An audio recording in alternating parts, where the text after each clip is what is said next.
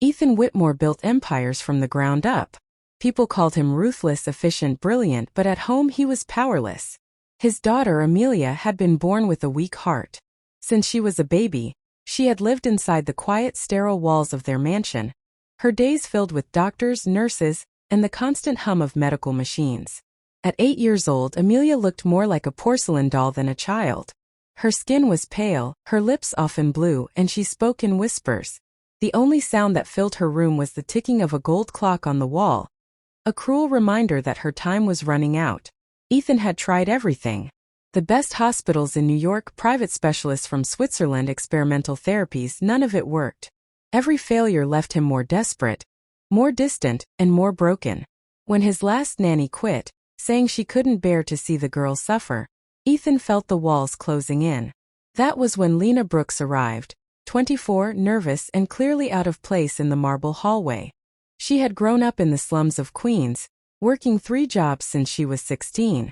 Her eyes carried both exhaustion and fire. She didn't come from wealth or connections, only compassion. Ethan almost turned her away the moment he saw her old shoes and trembling hands. But Amelia, weak on her bed, looked at Lena once and said softly, "Can she stay, Daddy?" And that was that. The first few days were awkward. The nurses barely acknowledged Lena. The mansion staff treated her like she didn't belong. Ethan kept to his office, always buried in phone calls. But Lena wasn't there for them. She was there for the little girl in the upstairs bedroom. Amelia barely spoke at first. Her world was pain and silence. She was used to people coming and going, used to fake smiles and pitying eyes.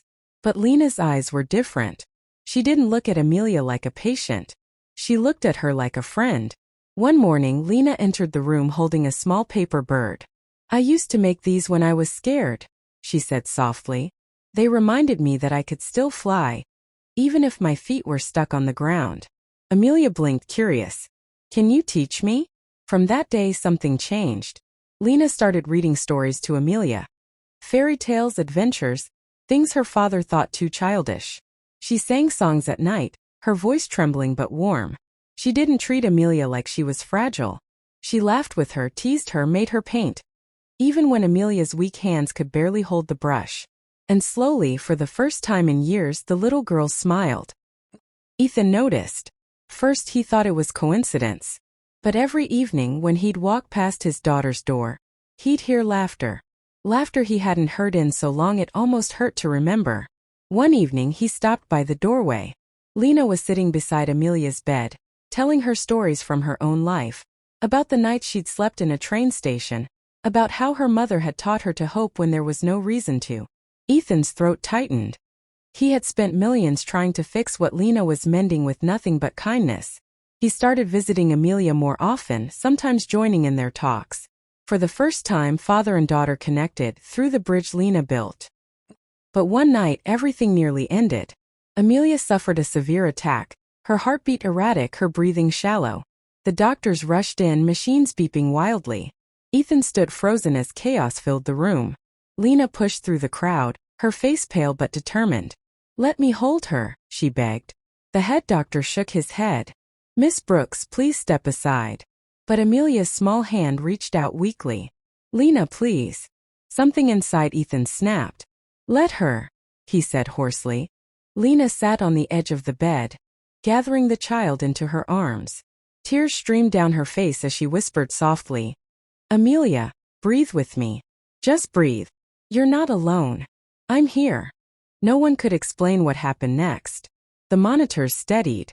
The child's breathing slowed, then strengthened. Her color returned. Within minutes, the doctors stared in disbelief. The worst had passed. When it was over, Ethan sank into a chair, trembling. How did you do that?" he whispered. Lena shook her head. "Sometimes the heart doesn't need fixing, Mr. Whitmore. It just needs to remember why it beats." In the weeks that followed, Amelia improved faster than any doctor expected. She began walking, laughing, drawing. Her cheeks grew rosy, her voice stronger. Ethan found himself drawn to Lena's quiet strength. She had given him back his daughter, and something else he didn't know he'd lost, faith. One evening, as the sun painted the sky gold, he found Lena in the garden, folding another paper bird. "You've done something no one else could," he said quietly. She smiled faintly. All I did was love her. She did the rest. He looked at her then. Not as an employee, but as the woman who had brought life back into his world. Stay, Lena. Not as a nanny. As family. Tears filled her eyes. Are you sure? Ethan nodded.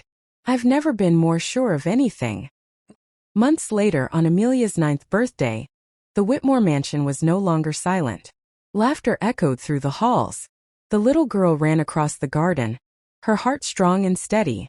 She held a paper bird in her hand, shouting to Lena and Ethan, "Look, it's flying." Lena watched, tears glistening in her eyes. Ethan placed a hand on her shoulder, smiling. "She's alive because of you," he whispered. Lena shook her head, watching the bird disappear into the sky. "No, Mr. Whitmore. She's alive because love finally found its way home."